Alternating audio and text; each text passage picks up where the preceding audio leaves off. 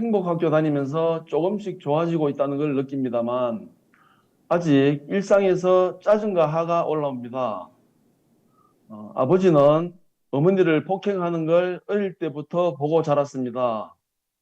어린 시절 내내 일가 친척이 많이 모여 있기라도 하면 어린 저를 가리키며 그 많은 사람들 앞에서 내 아들이 아니다.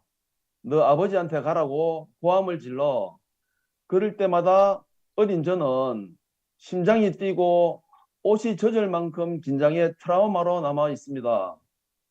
결혼을 하게 되었고 저도 결국 대물림이 되었고 아들 5살에 이혼했습니다. 요즘은 부당한 일을 당하는 것 같으면 분노가 치밀어 오르는데요. 아버지로 인해 생긴 트라우마를 어떻게 하면 이겨낼 수 있을까요? 현재 자기 상태라면 이 분노 조절 장애라고 진단할 수가 있습니다. 그렇기 때문에 병원에 가서 먼저 상담을 해보고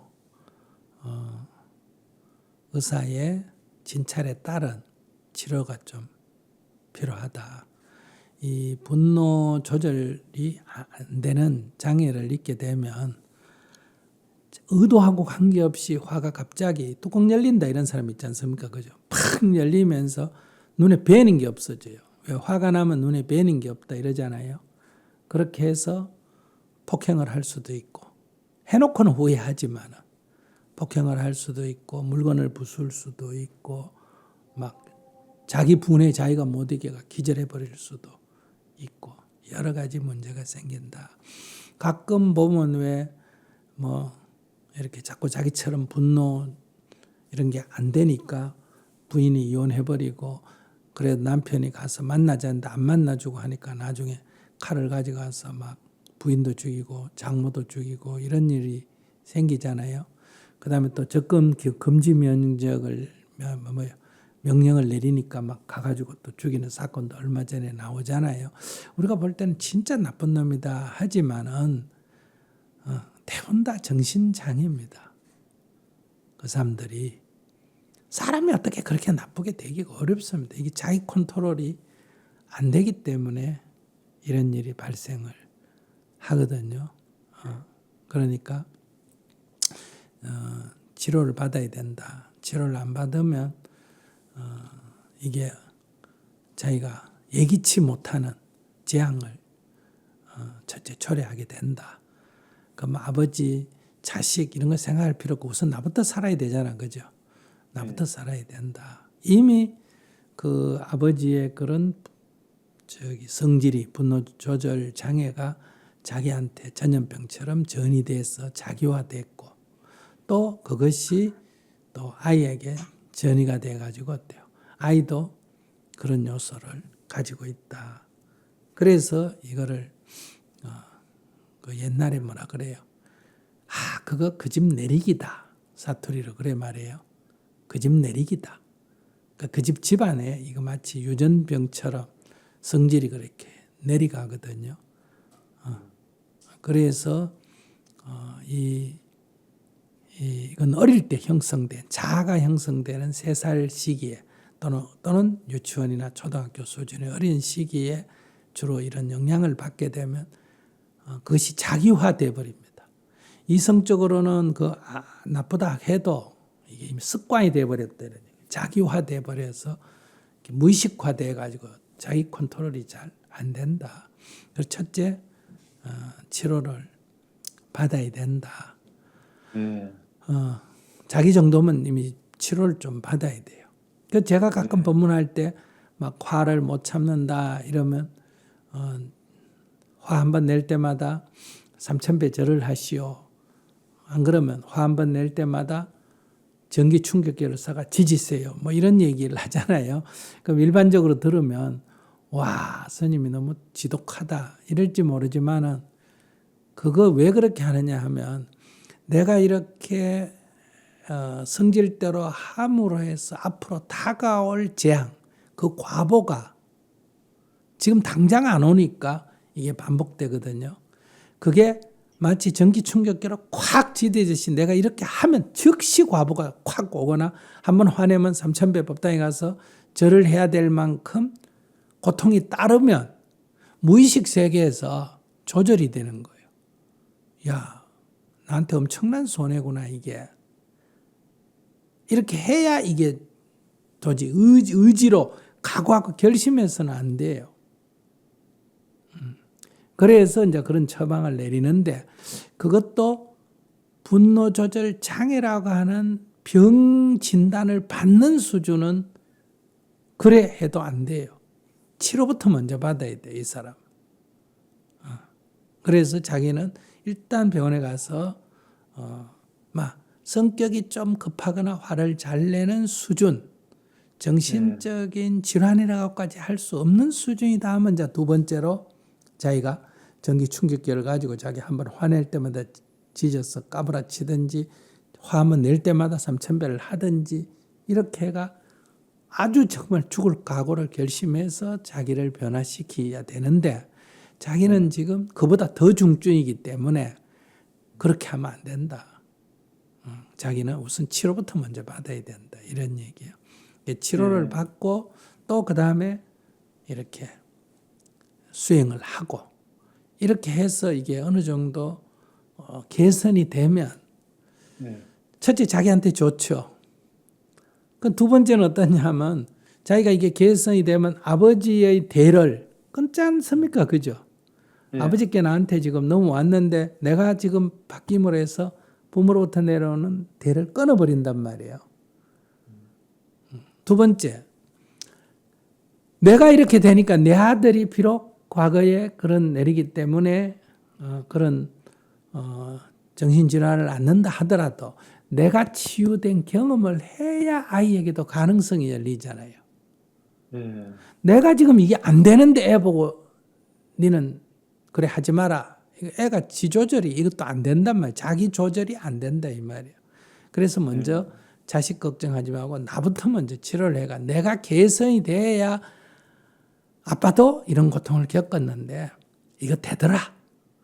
그러니까 너도 병원에 가서 치료를 좀 받고 이렇게 마음 공부해서 너도 가능하다. 희망을 줄 수 있다는 거예요.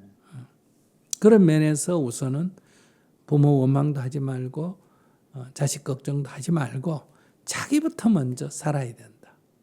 그리고 자기가 되는 게 곧 아버지에 대한 원망을 끊는 일이고 자식에게 희망을 주는 일이 된다. 그래서 지금 오롯이 자기 문제에 집중하는 게 좋다.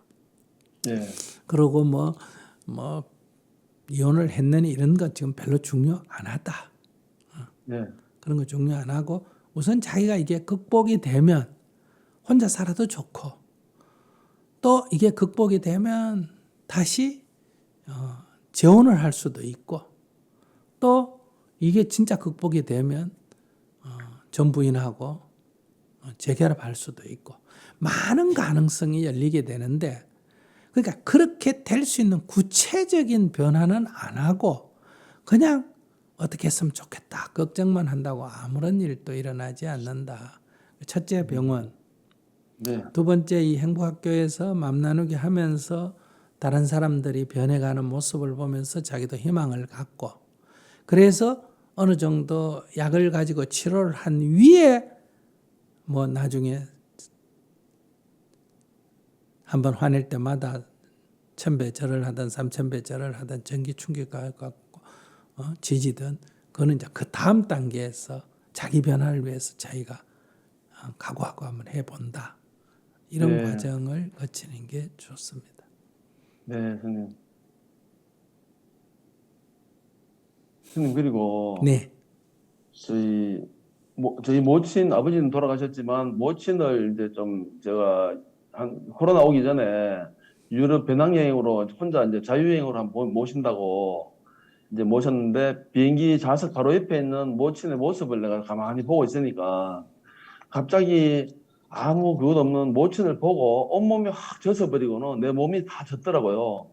젖고는 공황장애 같은 숨이 안 쉬어지고 그래갖고 이거 뭐 비행기를 진짜 위를 뜯어갖고 나갈 정도의 답답함을 느껴서 꿨는데, 그럴 때는 아무 죄도 없는 어머니한테 왜 이렇게 효도를 하려고 여행을 모시고 가는데, 어머니를 보고 있는 내 모습에 갑자기 심장이 안 뛰지는 공황장애가 엄청 심하게 왔었거든요. 옷이 다 젖어버렸는데, 그때는 제가 어떤 마음을 가졌기 때문에 이 어머니한테 이런 마음을 냈을까요? 그러니까 자기의 심성이 아버지의 그 성질이 전이된 거 아니에요. 그럼 예, 아버지가 엄마만 보면 그렇게 화가 나는 거예요. 아버지가 나쁜 사람이 아니라 예, 엄마가 착할지는 몰라도 아버지가 볼 때는 그 엄마만 보면 까르마가 이게 충돌이 되면서 화가 불같이 일어난다는 거예요. 그러니까 이 원리를 모르는 사람은 남자는 나쁘고 여자만 불쌍하다 이러는데 그 형식하고 내면의 세계는 또 다른 문제예요. 그렇기 때문에 자기는 엄마가 불쌍하지만은 자기가 만약 엄마하고 살아보면 똑같은 증상이 나타나게 된다. 그러니까 네. 그때는 다른 수행법이 아니라 바로 그러니까 약을 먹어야 돼요. 병원에 가서 진찰을 받다가 약을 가지고 있다가 바로 약을 빨리 먹어야 진정이 된다. 이 신경이 예민하고 흥분되기 때문에. 그건 뭐 이성적으로 막 각오하고 결심한다고 되는 게 아니에요. 가르마가 이제 심어져 있어갖고 그렇다, 그죠? 예, 예. 예, 그러니까 이제 이렇게 이제 약을 먹고 치료를 받고 약을 먹고 치료받는 거는 약을 먹는다는 건 치료된다는 건 아니고 고쳐진다는 건 아니고 발작을 막아준다 이렇게 이해하셔야 돼요. 약 먹고 네. 치료되면 얼마나 좋겠어요. 근데 약 먹고 치료는 안 됩니다. 약 먹으면 발작을 막아준다 이렇게 이해하시면 돼요. 현재 네, 우리 선생님. 정신과의 정신질환에 대한 수준이 이 발작을 막는 수준까지 이르렀지 이렇게 치료되는 수준까지는 그건 어렵습니다. 그런데 발작을 해서 주로 자살하든 발작을 해서 살인을 하든 다 이런 문제가 생기거든요. 그래서 일단은 약을 먹어야 되는 이유가 치료가 아니라 발작을 막아준다. 그 다음에 이제 발작이 막아지고 진정이 되면 자기 변화는 이제 자기가 해야 되는 거예요. 요즘은 또 여러 가지 스포츠를 많이 접하다 보니까 이런 잡생각이라든지 그런 게 많이 좋아지고 있습니다, 지금. 네네. 어쨌든 운동을 많이 해야 돼요. 그러니까 예, 이런 육체적인 노동, 절, 그 다음에 운동 많이 걷고 정신질환은 대부분 그렇게 해서 이렇게 머리를 주로 생각을 덜 하는 쪽으로 그렇게 해야 도움이 된다. 그리고 잠을 잘 자야 도움이 되고 이게 정신질환이 생기면 대부분 다 불면증하고 겹쳐집니다.